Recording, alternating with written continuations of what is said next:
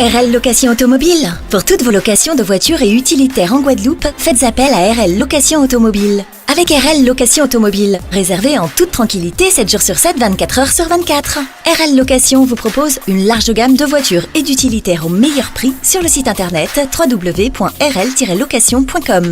RL Location, c'est aussi l'assistance et la livraison. Pour tout renseignement, contactez-nous au 0590 10 66 87. Attention, offre exceptionnelle jusqu'au 20 octobre. Véhicule catégorie A, 15 € par jour.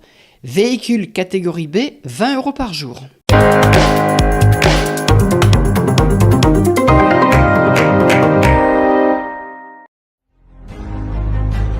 Aujourd'hui, nous sommes sur la JNSS, donc la Journée nationale du sport scolaire, pour le Grand Sud Caraïbe. Donc nous avons essentiellement des écoles du secteur et le secteur qui va de Capesterre à Baïf.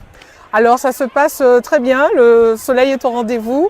Les élèves ainsi que les collègues enseignants et les parents accompagnateurs et aussi le personnel communal, tout le monde effectivement se donne à cœur joie sur les différentes activités sportives qui sont proposées. Parce qu'effectivement, la JNSS, c'est l'occasion de promouvoir effectivement toutes les activités au niveau du sport scolaire, permettre aux enfants de découvrir de nouvelles activités. Et suite à une année riche au niveau des Jeux Olympiques, donc c'est l'occasion effectivement cette année de construire, je dirais, l'héritage après les Jeux Olympiques. C'est la semaine du sport scolaire, donc l'occasion de rassembler énormément de scolaires autour du sport. Nous sommes encore évidemment en année olympique puisque 2024 n'est pas terminé. Donc c'est l'occasion de proposer à des enfants de débuter l'année scolaire en se rassemblant autour du sport. Donc c'est vraiment une manifestation qui nous tient à cœur. Il est vrai qu'on n'a pas pu rassembler tout le monde parce que ça fait beaucoup de scolaires sur un seul site. La plupart des associations ont fait le choix, des écoles ont fait le choix de rester au sein de leur établissement pour pouvoir donner lieu à des manifestations sportives, toujours sur l'égide de l'olympisme et du paralympisme. En fait, aujourd'hui, donc dans le cadre de la Journée nationale du sport scolaire, nous tenions donc à promouvoir les différentes activités sportives que l'UCEP propose, que ce soit de la crosse québécoise, du cricket, du tir à l'arc, mais aussi du volley, qu'est-ce qu'on a encore, du football, du rugby et de l'athlétisme. Oui, tout à fait. Alors chaque année, on a un calendrier qui est assez riche en termes de rencontres sportives, à la fois à l'échelle départementale, mais également sur le secteur à Basse-Terre, où on propose à peu près des actions pratiquement chaque mois. Important pour nous au niveau du SDIS de démontrer un peu cet étalement de compétences qui va jusqu'à Basse-Terre notamment. Lorsqu'on signe une telle convention, c'est une façon aussi de rappeler que nous prenons soin aussi de nos agents du sapeur-pompier, tant volontaires que professionnels. Signer cette convention avec le CNRBT, c'est une façon aussi de rappeler ce lien très fort, puisque les vocations sont aussi les mêmes, et donc je pense également que faire bénéficier à nos agents, sapeurs-pompiers, professionnels, volontaires, mais aussi à leurs familles, d'une réduction pour pouvoir acquérir aussi et continuer leurs entraînements, continuer pourquoi pas leur activité sportive. Je crois que le CNRBT est l'espace idéal pour permettre à nos agents de vivre sereinement et de continuer également à agir pour le bénéfice de la population. Donc quelque part, cette signature nous fait du bien et nous permet également de démontrer tout l'intérêt que nous avons à avoir cette collaboration très précieuse avec le CNRBT. Nous sommes très heureux de cette convention avec le service départemental d'incendie et de secours de la Guadeloupe. Ce n'est pas parce que nous sommes à Basse-Terre que ça va se limiter aux professionnels et aux volontaires, à leurs conjoints et à leurs enfants uniquement de la Basse-Terre. C'est tout le corps des sapeurs-pompiers. Donc c'est quand même plus de 1000 personnes qui sont concernées, 1000 familles. Et donc c'est un exemple. Nous travaillons au quotidien avec les sapeurs-pompiers dans le domaine du secours à personne, dans le domaine du sauvetage aquatique, dans le domaine également de l'opérationnel, sur les dispositifs prévisionnels de secours, lors des grosses manifestations qui drainent beaucoup de public, comme le carnaval, comme les manifestations festives ou les manifestations culturelles.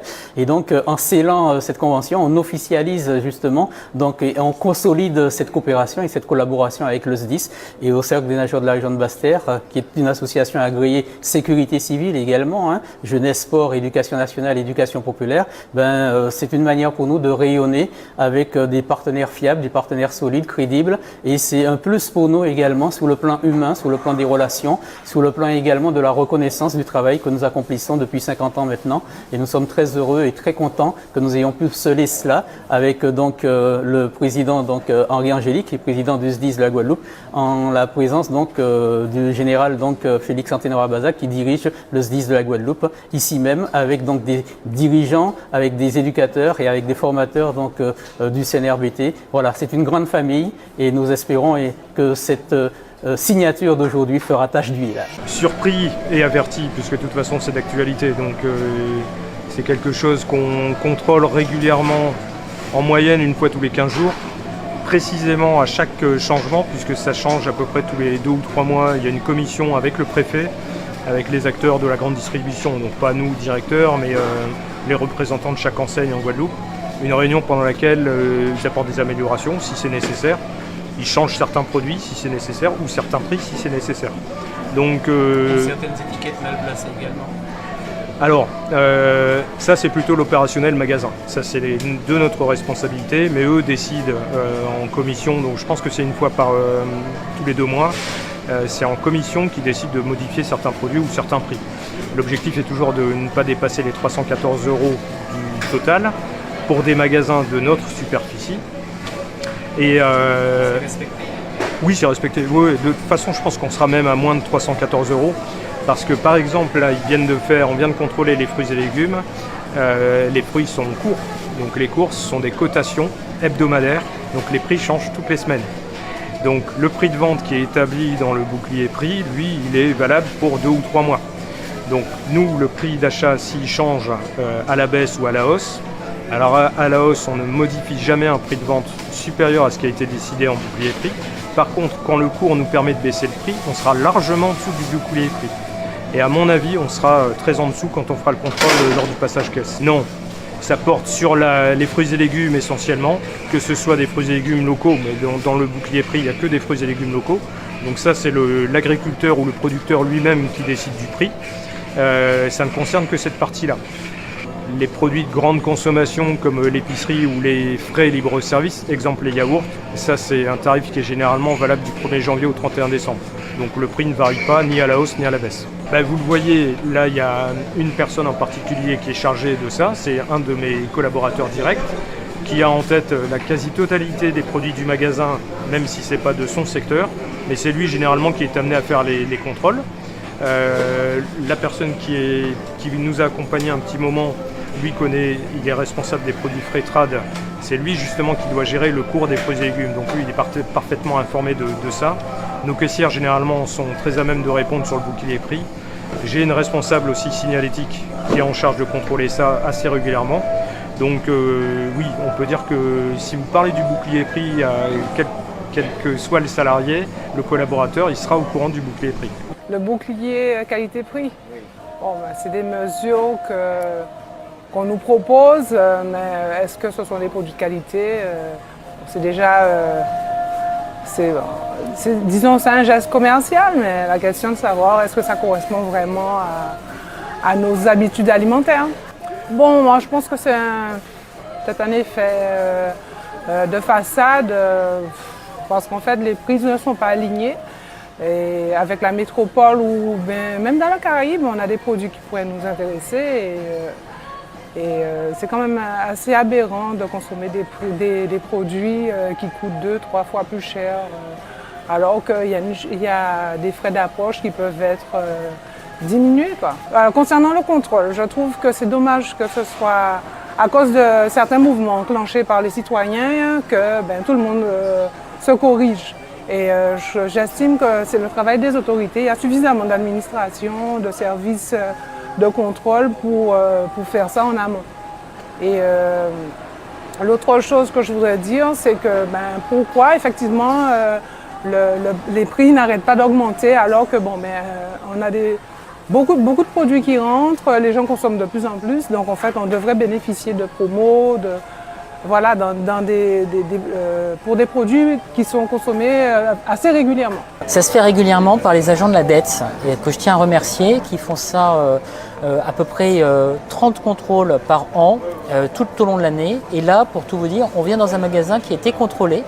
où il y avait eu quelques remarques précédemment, observations, et on vérifie que les observations sont prises en compte. Dans ce qu'on observe jusqu'à présent, c'est qu'on a un étiquetage, toujours un étiquetage perfectible.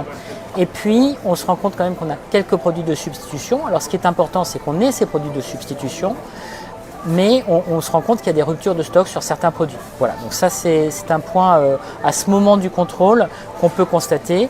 En revanche, on voit bien qu'on a des produits frais. On voit bien qu'on a les produits d'hygiène auxquels, comme vous le savez, je suis très sensible parce que je pense que quand on est parfois juste sur ces produits, on privilégie certains types de produits et c'est important d'avoir des produits d'hygiène hommes et femmes et aussi des produits bébés que l'on retrouve bien ici. Dans la gamme de produits que nous avons, nous retrouvons bien les produits qui sont dans le bouclier qualité-prix. Après, on voit que nous avons parfois des marques de l'enseigne, parfois des grandes marques qui sont là, et puis une gamme qui est relativement intermédiaire aussi, qui est utilisée dans les produits. Moi, je trouve que c'est relativement conforme à ce que nous avons vu. Après, comme j'ai pu l'observer, c'est l'affichage qui est beaucoup plus prégnant des promotions par rapport à l'affichage du bouclier qualité-prix, qui pour moi est un vrai enjeu, et pour Monsieur le Préfet, parce que l'idée c'est de maintenir, quelle que soit la période de l'année, le prix par rapport à ces produits. C'est-à-dire les pâtes, les produits d'hygiène, les produits frais, c'est notamment des grands enjeux. Le bouclier qualité-prix, c'est une gamme de produits. C'est pas vous allez vivre pendant une semaine avec le bouclier qualité-prix. En fait, c'est une gamme de produits tout au long de l'année qu'on garantit à ce tarif à l'ensemble de la population. Et l'idée, c'est qu'on puisse trouver de quoi s'alimenter correctement. Après, on n'aura pas certains produits, on n'a pas les sodas par exemple, parce que ce sont des produits trop gras, trop sucrés, que nous n'avons pas dans la gamme. En revanche, nous avons du chocolat, nous avons du café, nous avons du thé qui se retrouvent dans cette gamme de produits. Alors, il faut qu'il y ait des produits locaux, c'est une obligation du BQP. Après, ce que l'on peut observer, c'est que par rapport aux besoins, peut-être qu'il faut réfléchir à des améliorations. Par exemple, le litre de lait est garanti à un prix. Ce n'est pas le pack. Je pense que le pack de 6 litres de lait, ça serait une amélioration.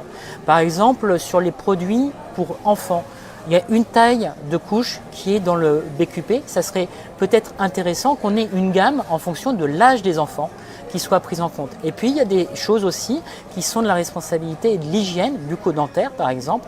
Avoir une brosse à dents enfant, un dentifrice qui respecte le taux de fluor nécessaire pour les enfants. On sait que l'hygiène bucco-dentaire, ça se travaille dès le plus jeune âge et ça a des répercussions sur toute la vie. Il dira que c'est la plus belle de tous les temps. Elle a gagné Miss Master, Miss Guadeloupe, Miss France. On espère qu'elle va gagner Miss Univers. Ce retour en arrière, ça me fait très plaisir. J'étais revenue il y a 2 ans de cela en tant que Miss Guadeloupe. J'allais me présenter à l'élection de Miss France et donc j'en avais profité pour aller voir un peu les enfants et les professeurs aussi parce que les professeurs ont bercé aussi mon enfance. C'est grâce à eux que j'ai appris plein de choses sur la nature, comme on peut le voir ici. À l'école, en fait, ce qui est bien à Bouillon, c'est que c'est pas une école où on va juste nous apprendre la culture générale, on va aussi nous apprendre notre culture à nous.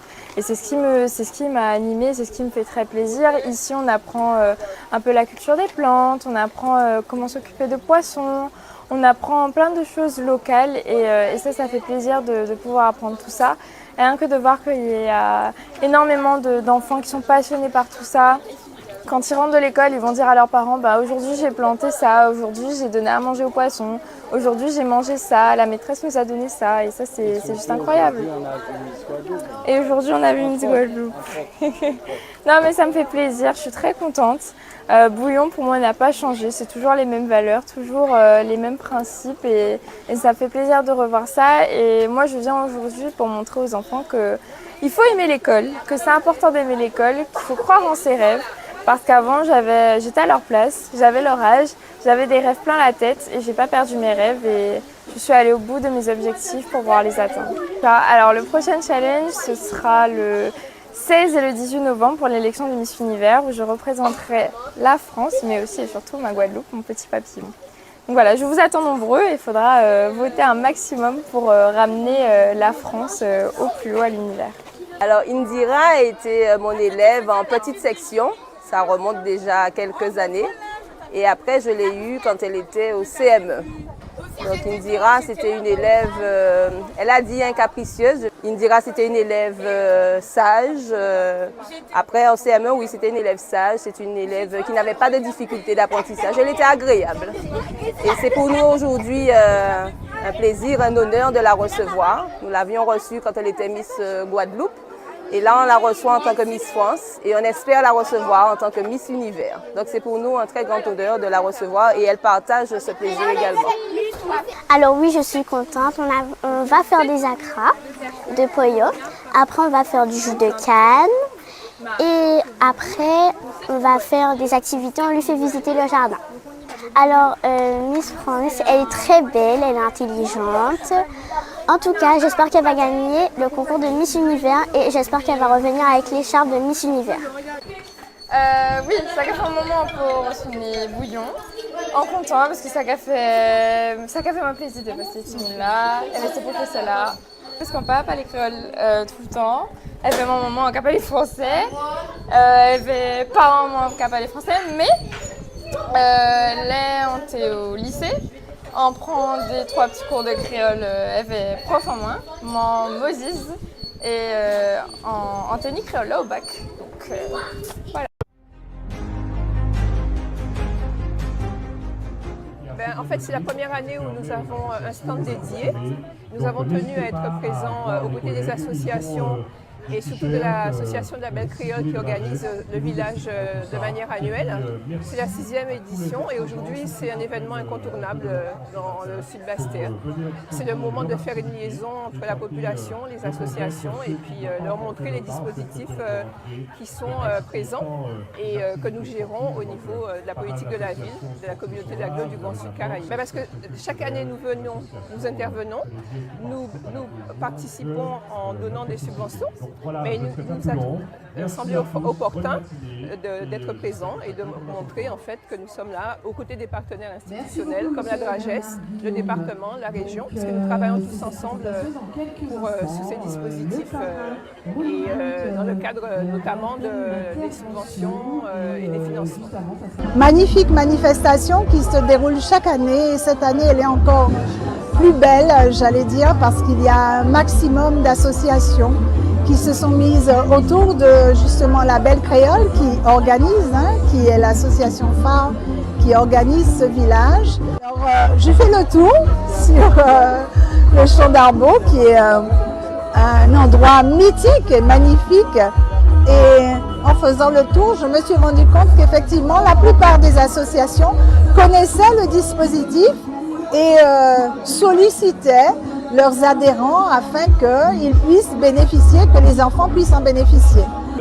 Manifestation superbe, comme d'habitude d'ailleurs, c'est-à-dire que en fait, d'année en année, on s'améliore.